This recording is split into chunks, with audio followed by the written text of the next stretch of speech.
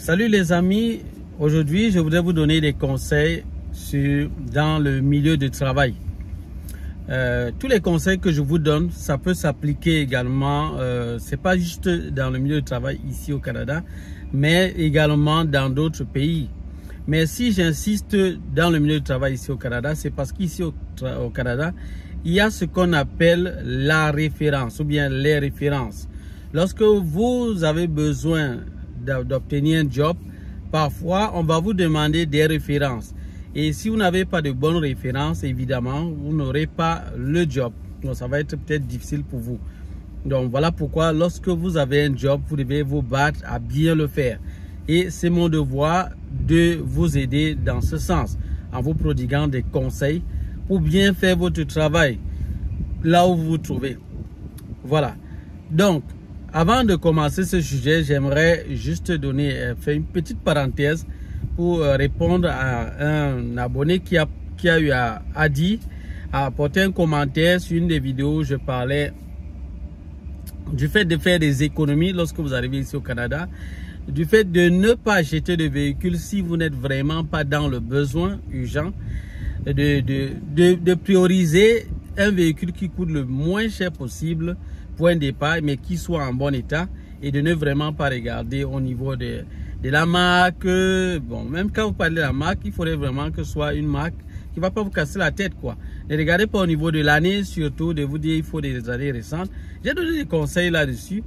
Et il y a quelqu'un qui est venu, et il n'était même pas le seul, il y a d'autres personnes qui étaient dans le même sens que lui, et qui disaient aux gens, non, il faut vraiment se faire plaisir.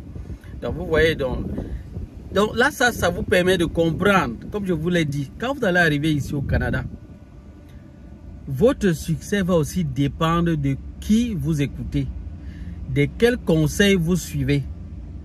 Si vous avez le malheur de tomber sur des mauvaises personnes qui vont vous donner les mauvais conseils, je vous assure, vous allez tomber dans des pièges énormes ici, qui vont vous coûter cher.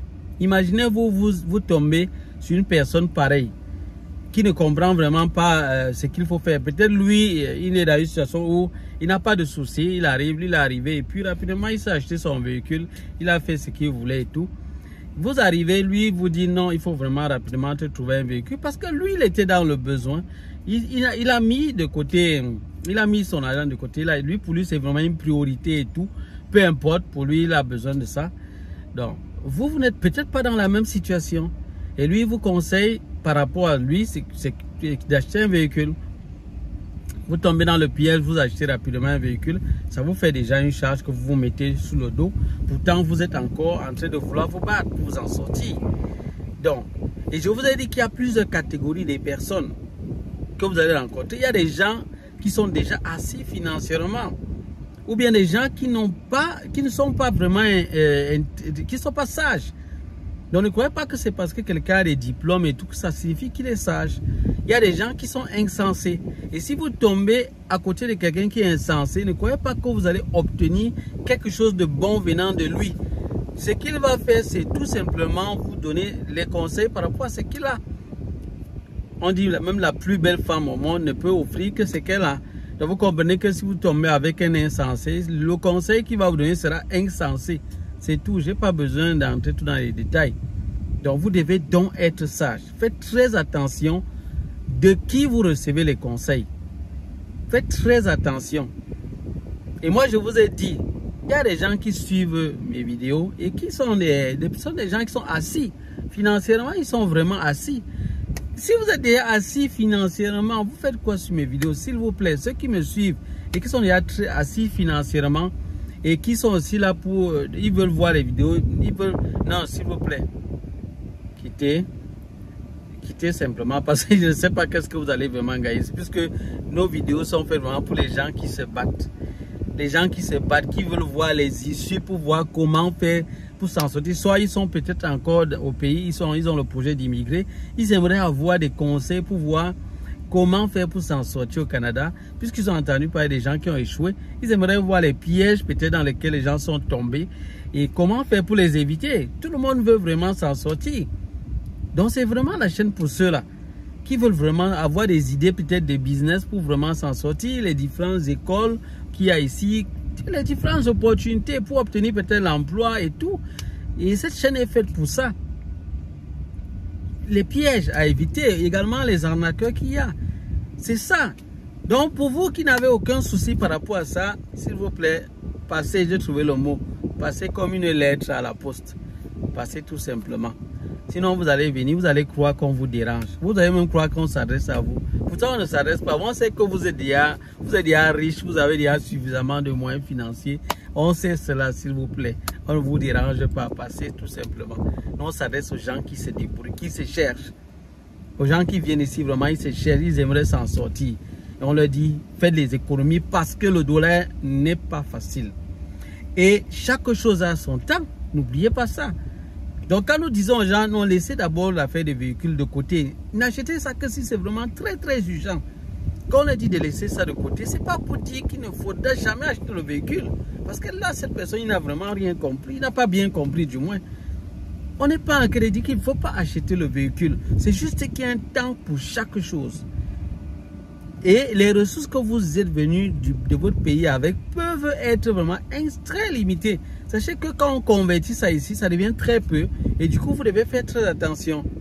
Si vous mettez à dépenser n'importe comment, ça peut vous handicaper et ça peut jouer sur votre mental, votre morale. Ça peut jouer sur vous. Parce que lorsque vous vous rendez compte que vous êtes vraiment déjà épuisé financièrement, vous pouvez être démoralisé, découragé. Et ça peut vous faire perdre de vue certaines choses. Je ne sais pas si vous comprenez. Il faut une certaine stabilité, une certaine bonne santé mentale pour vraiment s'en sortir ici au Canada. Donc quand on vient dans un pays, on arrive dans un autre pays étranger, surtout un pays développé comme le Canada, mais il faut être bien préparé. Il faut être bien dans sa tête. Donc c'est de ça qu'on parle. C'est de ça qu'on parle. C'est vraiment de ça qu'on parle. Donc au moment venu, quand la personne vraiment sera déjà bien assise, bien posée, et je vous assure, et quand vous organisez bien, vous n'avez pas de stress. Vous avancez selon vos moyens et vous évoluez petit à petit. Vous mettez juste en priorité ce qui est vraiment important. Je vous assure que vous serez tranquille. Vous serez tranquille. Et quand vous aurez fait peut-être vos 2 ou 3 années ici au Canada, vous serez à l'aise. Donc c'est vraiment de ça qu'il est question. On a des objectifs à atteindre. Le moment venu, je vais vous donner les idées de business. Je vais vous donner les issues pour pouvoir fructifier vos revenus. Je vais vous donner ça sur cette chaîne par la grâce de Dieu. Par la grâce de Dieu. Ce n'est pas par ma force, c'est vraiment la grâce de Dieu. Voilà. Donc, là je ferme la parenthèse. Je reviens sur le milieu du travail. Chers amis, vous qui me suivez, peut-être vous n'avez pas encore un job ou bien vous êtes encore dans le projet d'immigration. Peut-être vous venez d'arriver ici au Canada ou bien vous êtes déjà au Canada et vous avez déjà obtenu votre premier job. S'il vous plaît, prenez cette vidéo au sérieux. Prenez les conseils que je vais vous donner au sérieux. Le premier élément que je vais vous donner dans le lieu de service, faites l'effort de vous respecter vous-même d'abord. Parce que si vous ne vous respectez pas, qui va vous respecter, les amis? Franchement, si vous-même, en tant que personne, en tant qu'être humain, vous-même, vous ne vous respectez pas vous-même, qu'est-ce que ça signifie ne pas se respecter? C'est-à-dire, pour vous vêtir, vous vous négligez, c'est-à-dire vous habillez de manière vraiment bizarre, avec des chaussures sales, avec des habits peut-être troués, avec des boutons qui sont gâtés à tout endroit. Vous habillez avec de la saleté sur vous, de l'huile sur vous, il y a beaucoup de choses. Vous-même, vous venez avec des habits qui ne sont pas propres, c'est froissé et tout. Ça veut dire que vous-même, vous ne vous respectez pas. Vous-même, vous ne vous respectez pas. Et quand vous ne vous respectez pas, vous voulez que qui vous respecte? Parce que l'un des secrets de la vie, vraiment, si vous voulez que les gens vous respectent, commencez par vous respecter vous-même. Commencez par avoir une discipline de vie telle que lorsque l'autre vous voit, lui-même il ressent que vous êtes respectable par votre manière de vous conduire. Donc, il y a certains principes, certaines valeurs en vous-même déjà que vous dites non, c'est ça, ce sont mes principes. Vous êtes ordonné. On doit vous retrouver dans votre bureau ou bien dans votre lieu de service, voir de l'ordre dans votre façon de faire. Un certain ordre. Une façon de faire des choses de manière dynamique. On doit voir cela. On doit voir une certaine cohérence dans votre façon de parler, dans votre façon de faire vos choses. Si vous faites cela déjà, c'est un très grand pas. Ça sera plus facile que les gens vous respectent parce que vous-même vous respectez. Bien évidemment, il y aura toujours des gens, comme je vous l'ai dit, il y a des gens vraiment au caractère vraiment un peu sombre et qui vont malgré tout vouloir vraiment vous manquer de respect. Mais je vous ai dit, vous devez savoir défendre vos droits. Maintenant, il y a quelques cas où vous devez supporter l'injustice. Dans certaines situations, ça dépend des situations. On reviendra dessus. C'est vraiment, on reviendra dessus. Il y a des sujets qui sont un peu complexes. Je ne peux pas juste évoquer ça comme ça. Ça peut vous induire en erreur. Donc, je ne peux pas juste dire cela. Il y a des situations où tu dois vraiment accepter, où vous devez vraiment accepter l'injustice. Il y a des situations, il y a des cas. On reviendra dessus. Donc, respectez-vous premièrement. Vous venez toujours à l'heure. Vous êtes toujours là à temps. Vous mettez de l'ordre dans votre lieu de service. Vous êtes bien vêtu. Votre manière de parler est vraiment soignée. Ça, ça compte. Ça, ça compte. Ça, c'est vraiment le premier aspect. Je viens maintenant sur le deuxième aspect. Le deuxième aspect, c'est qu'est-ce que vous devez copier dans votre lieu de service. Copier uniquement ce qui est bien. Rejeter ce qui est mauvais, les amis. Quand je vous dis copier ce qui est bien, dans le lieu de service, je vous dis, vous allez toujours travailler avec des collègues. C'est comme ça ici. Au Canada, le travail en groupe, en équipe, c'est un peu la norme dans beaucoup d'endroits. Donc, si vous avez des collègues, vous allez constater qu'il y a des collègues qui font certaines choses et pour eux, c'est vraiment quelque chose de mauvais, mais pour eux, ça fonctionne comme ça. Ils vous disent que ça fonctionne comme ça pour eux. N'imitez pas le mal, s'il vous plaît. Dès que vous identifiez déjà que ce n'est pas bien, n'imitez pas. Même si vous dites qu'ils font ça pour eux, ça marche. Et ça fonctionne comme ça, ils ont toujours jonglé comme ça, fait ça et ce n'est pas un problème. N'imitez pas ça. Vous, n'imitez pas ça. Parce que lorsqu'il y aura un problème, on va vous demander, vous, des comptes. Et vous n'allez pas vous justifier en disant non, il y avait tel collègue, lui il faisait comme ça, il m'a toujours dit qu'on fait aussi comme ça. Qu'est-ce que vous, on vous a dit de faire? Faites ce qu'on vous a dit de faire. N'imitez pas, faites très attention ici, n'imitez pas le mal, n'imitez pas ce qui est mauvais. Faites ce qui est bien. Imitez le bien, n'imitez pas le mal. Vous allez voir des gens qui sont vraiment insolents, arrogants, ils ne saluent personne et tout, ils s'en foutent des gens et tout. N'imitez pas ça. N'imitez pas. Faites ce qui est bien, ce qui est propre en vous, qui est de vos valeurs, qui a un rapport avec vos valeurs, votre culture. Je vous ai parlé de ça dans une vidéo. N'imitez pas le mal. N'imitez pas le mal. Parce que l'autre, peut-être, il vient en retard ou bien il part avant la fin de l'heure. Et il part, vous voyez, personne ne lui a rien dit. Vous voyez, il s'en fout. Il vous dit, bon, moi, je m'en vais. C'est pas encore la fin de l'heure, mais il vous dit, moi, je m'en vais. N'imitez pas ça. On vous paye pour un certain cas de travail. Respectez votre cas de travail, même si personne ne vous voit. Pour moi, en tant que chrétien, moi, je sais que je travaille pour Dieu. Je ne suis pas en train de servir quelqu'un. Je sais le Seigneur. Pour moi, c'est l'éducation chrétienne que j'ai reçue. De la part du Seigneur Jésus-Christ et de ses serviteurs. Donc, je sais que je sais le Seigneur. C'est pour ça que je fais bien mon travail. Je me bats à le faire, du moins, par la grâce de Dieu. Donc, c'est un élément important. Parce que lorsque vous considérez de cette façon, vous allez mieux travailler. Moi également, je suis également chef d'entreprise. Il y a beaucoup de choses que je fais. Donc, je reviendrai dessus. Bon, je n'ai pas besoin de vous parler de ça pour le moment. Donc, le premier élément, comme je vous le dis, comme je le dis là, le deuxième aspect, comme je le dis, c'est vraiment d'imiter le mal. Le troisième aspect qui doit vraiment vous aider, donc je l'ai noté ici, le troisième, ça m'a échappé. Le troisième aspect, c'est le fait d'éviter d'être contredisant. Il y a des gens qui sont trop contredisants, surtout envers vos autorités, chers amis. Évitez d'être contredisant. Il y a des gens qui sont trop contredisants. Ils aiment, lorsque tu dis que non, Ils aiment trop faire le contraire. Je sais que ça n'arrange pas là. Il dit non. Ici, vous n'êtes pas là pour faire ce qui vous arrange. Vous faites ce que votre tâche. Si on vous dit de faire quelque chose, c'est votre tâche, faites-le. Évitez d'être trop contredisant. Bien évidemment, s'il y a quelqu'un qui veut faire quelque chose, peut-être c'est pas clair, vous pouvez apporter votre avis, dites peut-être non ici, bon, c'est pas peut-être très bien, tout ça pas très bien réfléchi. Mais je dis, quand il dit contredisant, ça veut dire la personne se retrouve en quelque juste de contredire pour contredire. Même envers ses supérieurs. Pour rien, il n'a même pas raison. Il veut juste contredire, juste parce que ça touche son orgueil. Peut-être il se rend compte qu'il a mal réfléchi, il veut juste contredire et discuter pour rien. Ne faites pas ça ici au Canada. Laissez-moi vous dire, ne faites pas ça.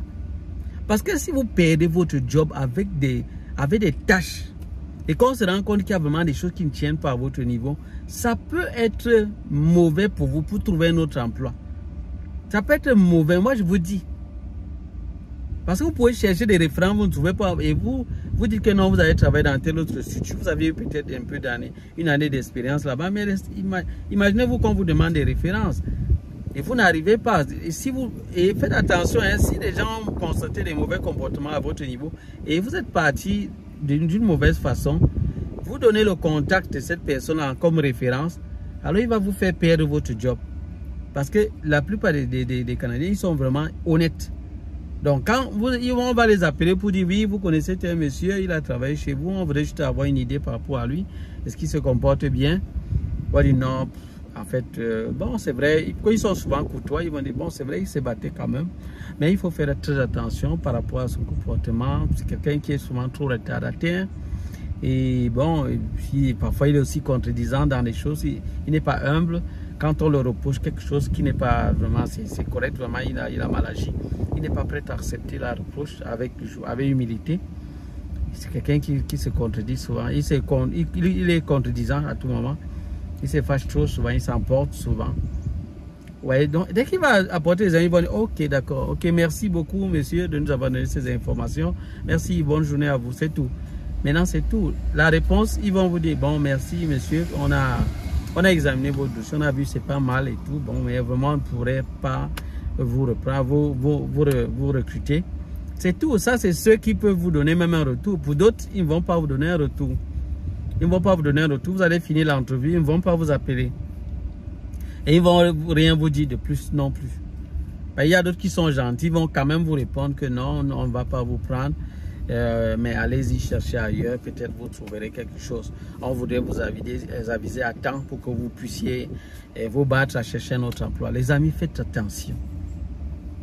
Faites attention. Quand vous avez un job, un bon job, vraiment battez-vous à bien faire votre tâche, à bien travailler. Faites l'effort de bien travailler. Rendez un bon service.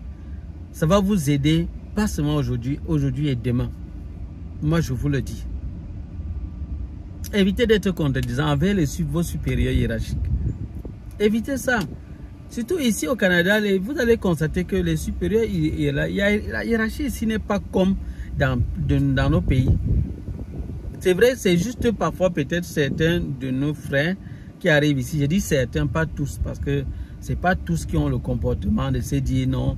Ils sont toujours dans un esprit, il faut être supérieur à l'autre, montrer à l'autre que c'est toi qui le domine, c'est toi qui le commandes.